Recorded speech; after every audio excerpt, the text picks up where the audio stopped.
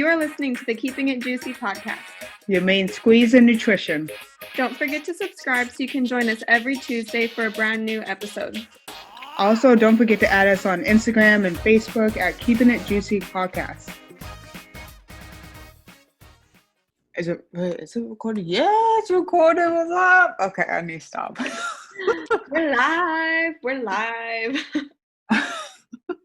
All right, guys, welcome to episode 84. We're going to keep this episode just a teeny bit lighter than usual, but then obviously we'll dive into heavier shit later on. But we wanted to dive into some more myths, we already love doing it, so I'm just going to talk about more myths and debunk those myths. So hang on just a second because we're going to go into our new nutrition in the news before we get into that.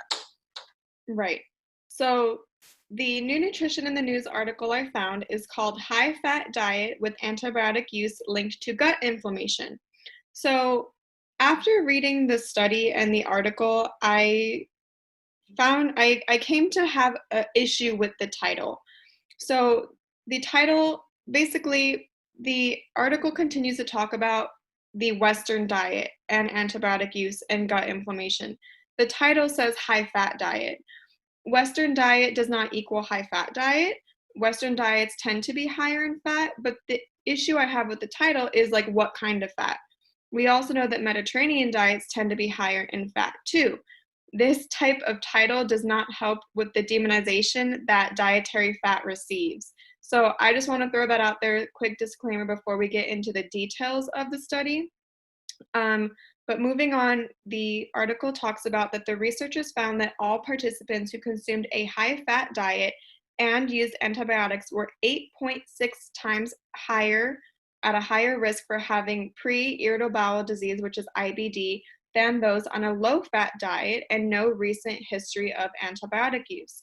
Participants with the highest fat consumption were about 2.8 times more likely to have pre-IBD than with those with the lowest fat intake. A history of recent antibiotic usage alone was associated with a 3.9 times higher likelihood of having pre-IBD. So we know that IBD, irritable bowel disease, antibiotic use wipes out bacteria, sometimes the good, sometimes the bad. Well, it gets the bad, but sometimes the good too. So it makes sense why there's an association between antibiotic use and maybe some IBD issues going on. But then the study looks at dietary intake as well. So using mouse models, we know that humans aren't tiny mice, so keep that in mind too. But the study tested the effect of high-fat diet and antibiotic use on the cells in the intestinal lining. It found that high-fat diet and antibiotics cooperate to disrupt the work of the cell's mitochondria, shutting down its ability to burn oxygen. This disruption causes reduction in the cell's oxygen consumption and leads to oxygen leakage into the gut. So that's kind of the mechanism for why they believe that higher fat diets and antibiotic use create this pre-IBD condition. The study also identified mesalazine, which is a drug that in theory restarts the energy factories in the intestinal lining, a potential treatment to pre-IBD. So in summary, the researchers found that combining a Western-style high-fat diet with antibiotic use significantly increases the risk of developing pre-inflammatory bowel disease. This combination shuts down the mitochondria in cells of the colon lining, leading to gut inflammation. Mesalazine can restart the mitochondria and treat IBD conditions. So interesting study, but again, slight issue with the title and this whole demonization of fat that they have going on. This particular article didn't mention, was it high fat from butter? Was it high fat from olive oil? Was it high fat from nuts and seeds? Was it high fat from cheeses? So there's some potential other confounding variables that should be considered as well. Right. Absolutely. I don't know. It's damned if you do, damned if you don't. But they come out with all these articles, but it's important to note that just because it might work for your neighbor doesn't mean it will work for you. So, and I would have, I agree with what you said. I don't like the fact that they said high fat because you can't tell. I would assume processed fat, but assumption doesn't get you anywhere. Right, So exactly. I would assume as well that when they say Western diet, high fat, we're talking about our butters, our creams, our gravies, our deep frying of foods. But then that's a question of overall dietary pattern versus a particular macronutrient. So again, those assumptions only get you so far. But something to think about. It's interesting how they bring antibiotic use into the study as well. Um, we shouldn't be taking more antibiotics than we absolutely have to because you can kill off some of your good bacteria in that process as well. Let us know what you think. Let us know if you've heard anything else. And we're going to move on to our myth number 1. And I've heard this one a lot. And it's basically that agave nectar is a healthier sweetener. So the health food market has expanded rapidly in recent years, but not all of its products are healthy. One potential example is the issue of agave nectar. So added sugars can cause health problems. We know this. And one reason is because of the high fructose content. The liver can only metabolize certain amounts of fructose. If there's too much fructose, the liver starts turning it into fat. That's the deal with the fructose metabolism. It's a different type of sugar than glucose. So some experts believe that this is a key driver of many common diseases. That in itself is also debatable, but for sake of simplicity of this episode, let's just assume the fructose content of something is a key driver of disease. Believe it or not, agave nectar has higher fructose content than both regular sugar and the ever so deadly high fructose corn syrup. So sugar, regular table sugar, contains 50% glucose and 50% fructose. There's different variations of high fructose corn syrup. It might be 65% fructose, it might be even 55% fructose and still be considered high fructose corn syrup. As long as it has more fructose than glucose, it's considered high fructose corn syrup. But agave nectar is 85% fructose. So if we truly believe that fructose is this key driver of many metabolic diseases, that makes agave nectar one of the worst sweeteners on the market that you could possibly consume. Again, overall dietary pattern matters so much more than individual food sources. But 85% fructose, if fructose really is as bad for us as they say it is, especially in the absence of fiber, fructose is in fruit as well, but in the absence of fiber, which agave nectar would be, maybe not right, the best choice. right. It just cracks me up. Like I always have people say, "Oh, I actually switched to honey or I switched to agave instead of table sugar because it's healthy." I'm like, sugar is sugar. Sugar is Like sugar. I told them that, and they're like, "What do you mean? No, this is more natural." I'm like, "Sugar is sugar." I don't, The and they, natural of it, yeah. yeah. I mean, like, I don't care how it was processed. If you want to talk about the ethical issue, then that's a separate topic. But if you talk about whichever one is healthier, sugar is sugar, and like they still don't believe me. Yeah, uh, and I, and right, and I break it down, and they're just like, "Well, I'm just gonna continue doing this anyway." So I was like, "Okay, why bring it up to me?" But right, exactly. And the other, if you like agave nectar because you love the taste, it's not going to kill you. Like that's not, we're not right, go for it. eat the foods you like. But if Hmm. you're making a transition from one thing to another thing, and you're going to eat more of the healthier thing because you think it's better for you, you're Mm-mm. actually going to cause more harm than good. I've seen it a lot. Like, oh well, it's organic, but you still ate the whole bag of potato chips.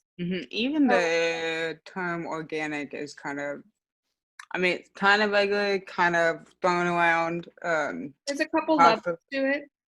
yeah, God forbid you put natural in there. Oh my gosh, That's not regulated. But not at all. so that's myth number one. Myth number two, we've talked about this before. There's this whole calories in, calories out is all that matters when it comes to weight loss, which is true to a degree.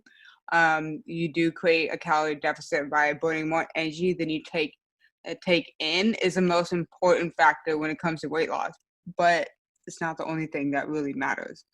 So relying solely on calorie intake does not account for a large number of variables that may prevent someone from losing weight, even when they're on a very low calorie diet. So, for example, you got hormonal balances, you got health conditions like hyperthyroidism, metabolic adaptations, the use of certain medications, and genetics are just some of those factors that may make weight loss harder than for your friend or for you, even if they are on a strict diet.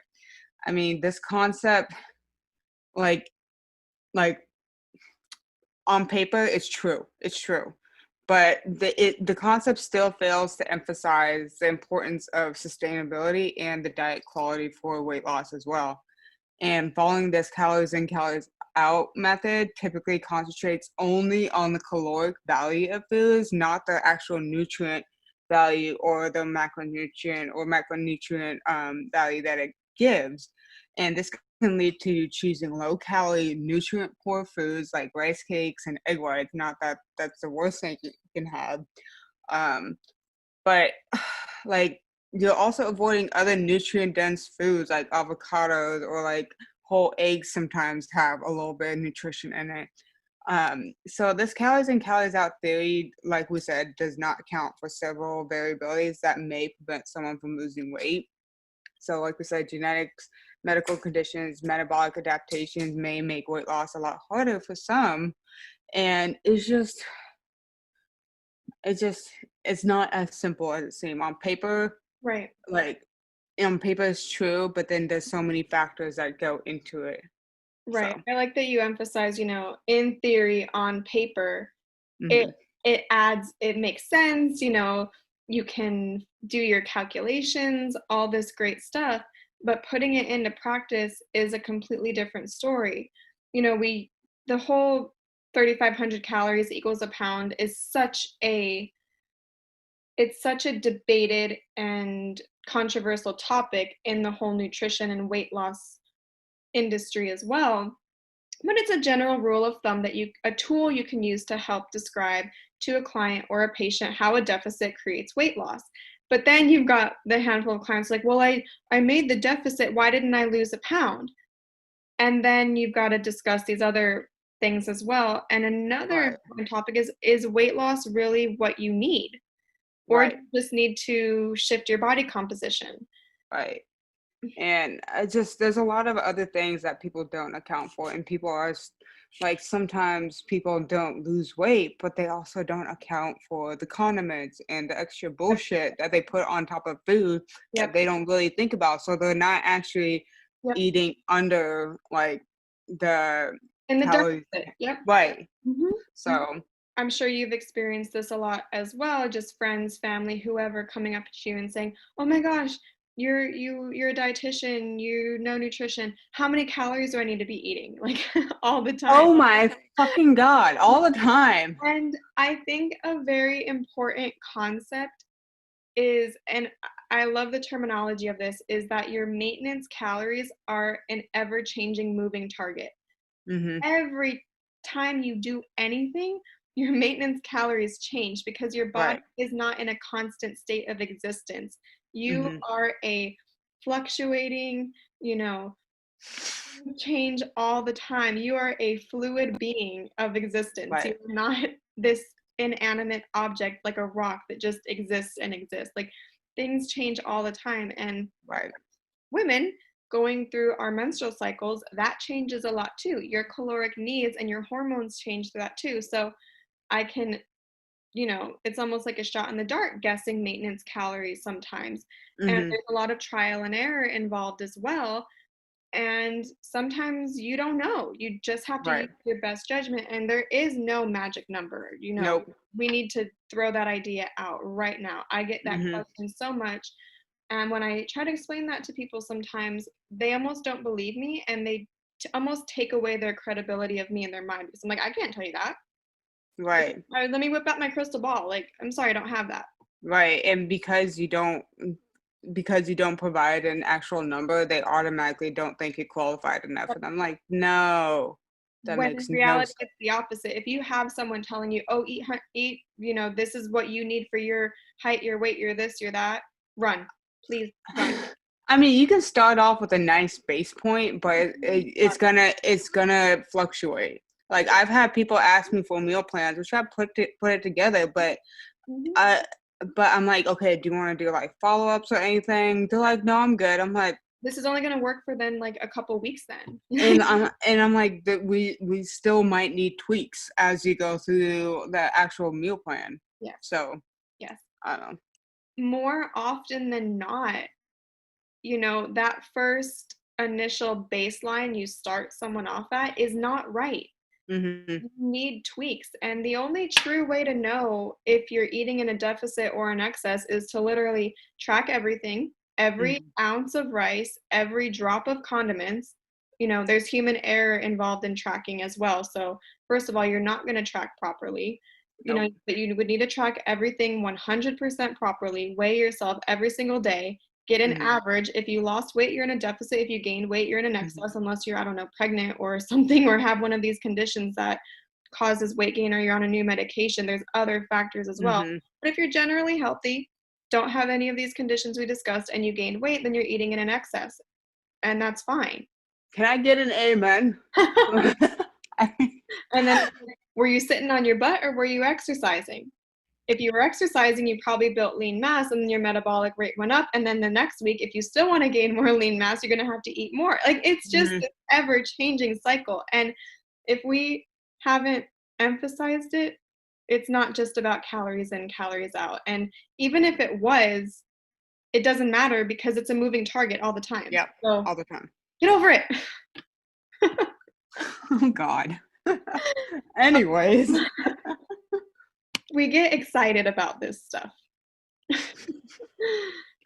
So the next one that I've heard, oh, multiple times, and it just like I've just started to shut my mouth when I hear it because it's so frustrating to me.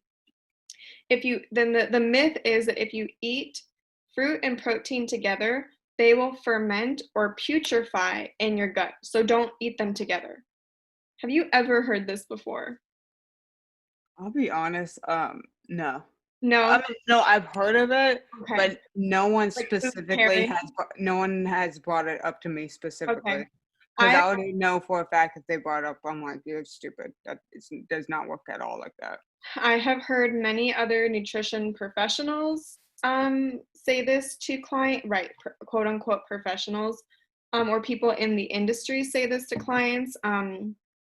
However, I will say that I worked with a client who is originally from Brazil, and this type of food pairing is actually heavily emphasized by some government regulated industries. It has a name for it, and it's the science of food pairings, give or take. I don't know the actual word for it, but she was explaining it to me, and it's something to keep in mind.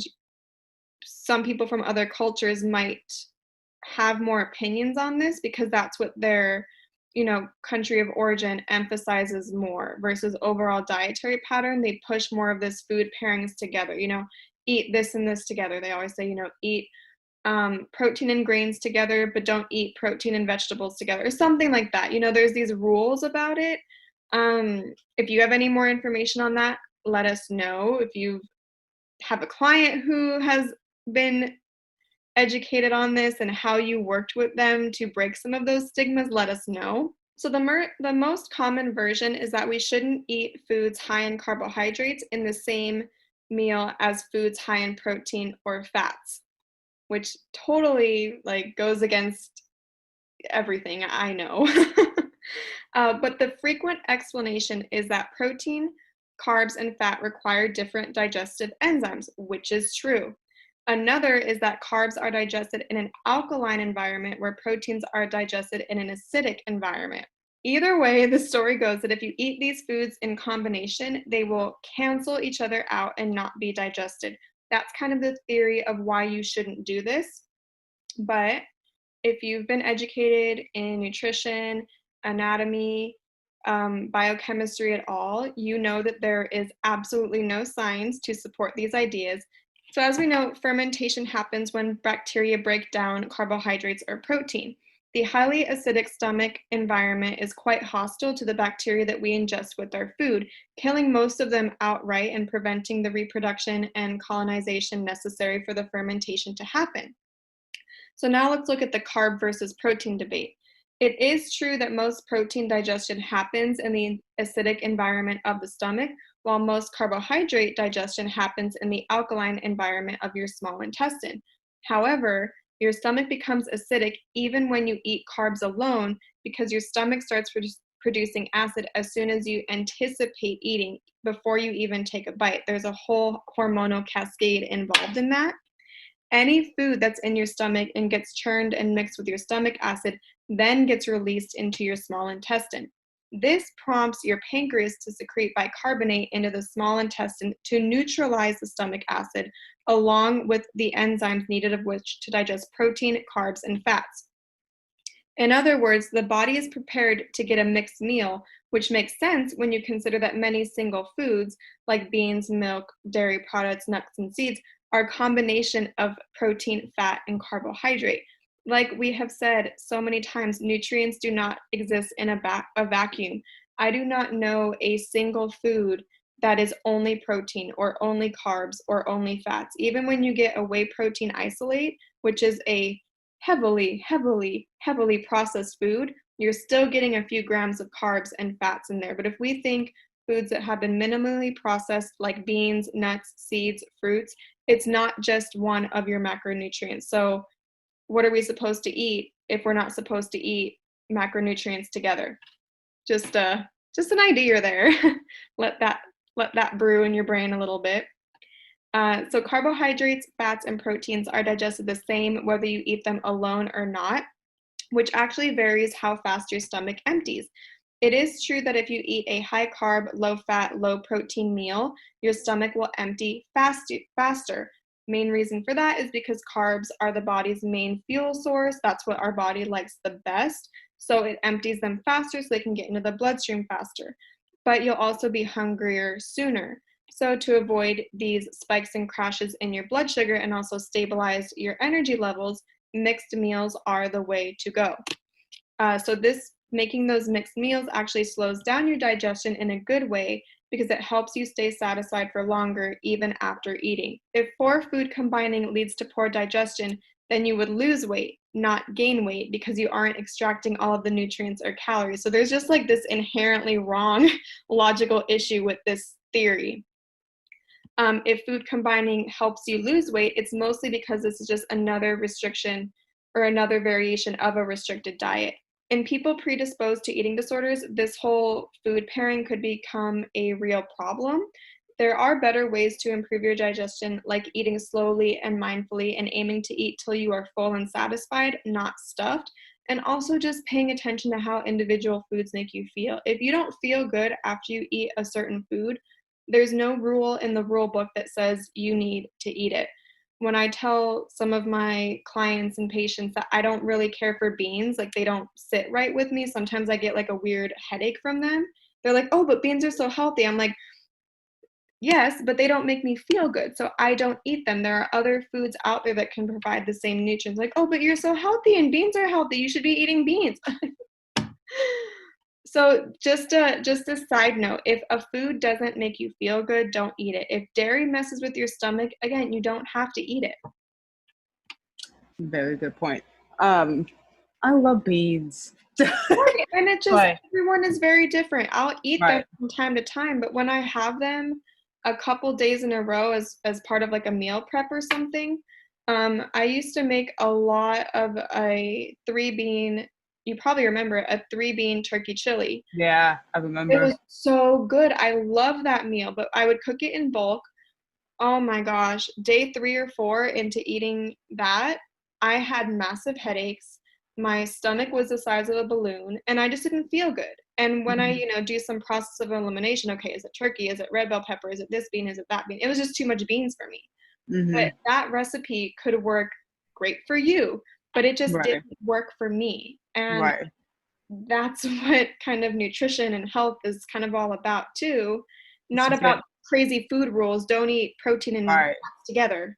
And it's very individualized, so you can't really like propose or enforce like your eating style or habit onto someone else's. You can Mm-mm. only go off of what that person is already eating it and just tweaking it.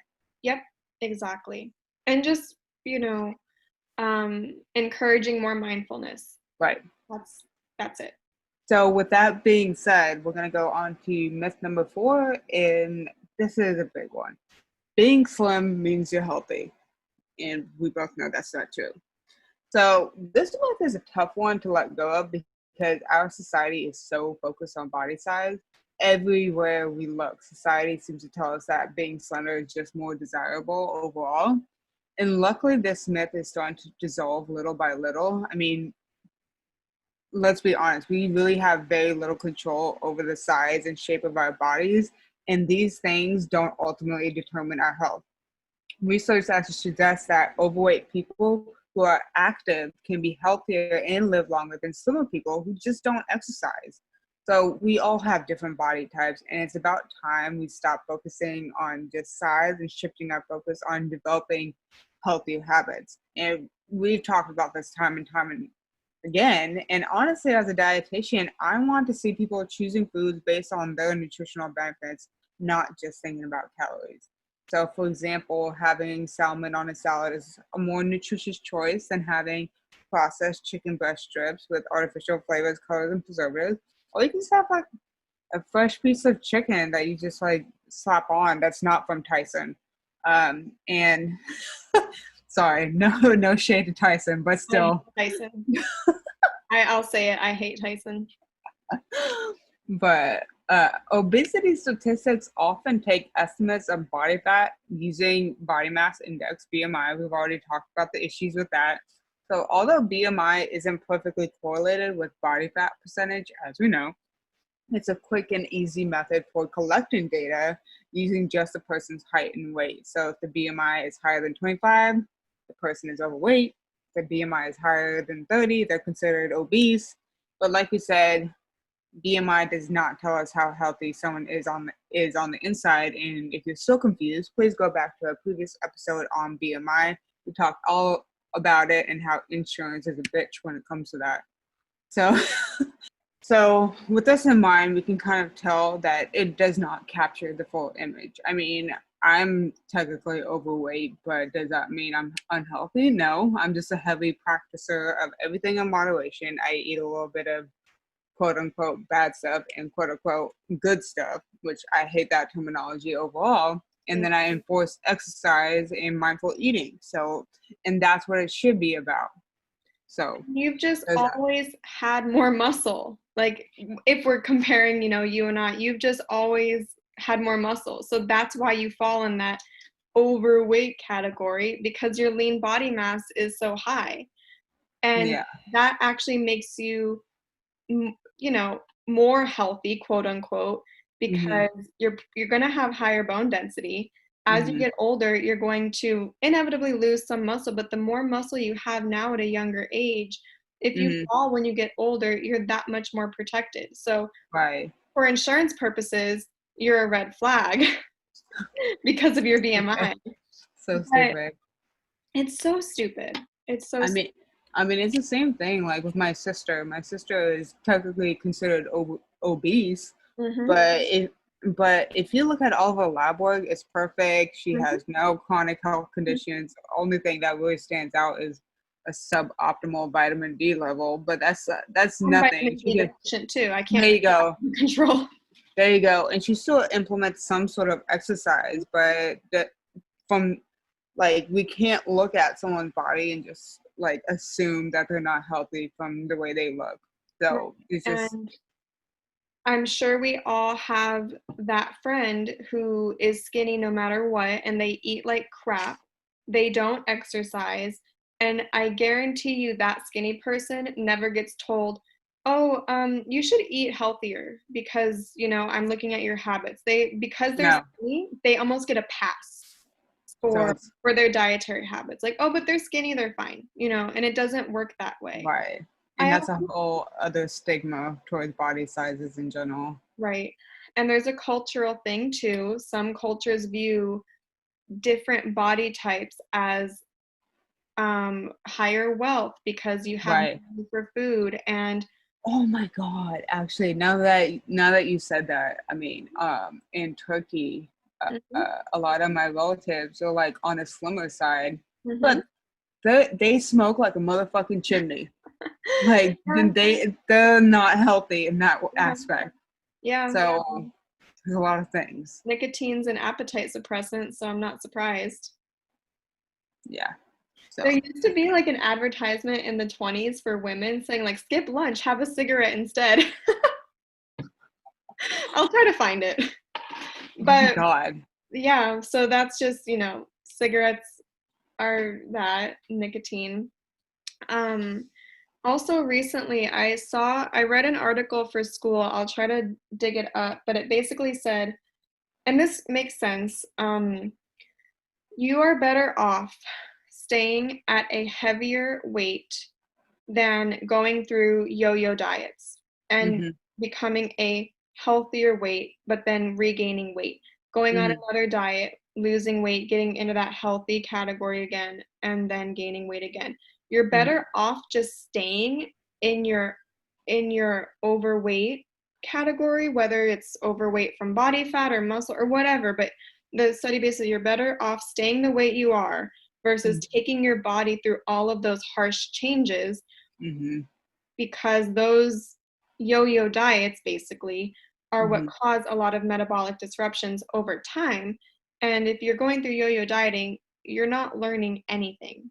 Nope. Clearly, you haven't learned anything about building healthier habits. So you're better off just kind of staying at your baseline Mm-hmm. than, again, forcing your body through all of those harsh changes. So something to keep in mind. I will try to dig that one up. Mm-hmm. But I thought it was very interesting and an important concept to keep in mind. So if you are considering going on a, I don't know, commercial diet, we hope none of our listeners would be, but if you are, ask yourself, am I truly committed to this? Because it actually could do more harm than good if you're just going to regain the weight back. So Mm-hmm. something to keep in mind. So that actually concludes our episode for today. We hope you enjoyed it. We will close out with our social media shout out of the week. It goes to at Health by Hill. She is an aspiring RD to be. So make sure to listen to our previous episode because there are RD testing tips in that one.